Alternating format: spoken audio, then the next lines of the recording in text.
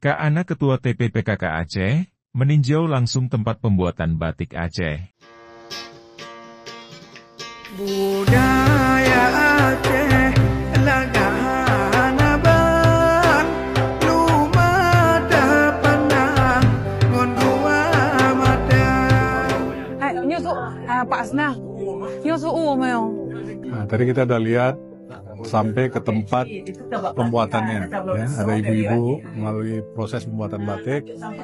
Nah, kemudian ada masukan-masukan yang perlu kita tindak lanjuti. Ya, tadi saran Ibu Gubernur, area ini perlu dilakukan renovasi, perlu dilakukan revitalisasi supaya proses pembuatan batik ini betul-betul pekerjaannya ini nyaman dan tempatnya sangat representatif. Bungong jumpa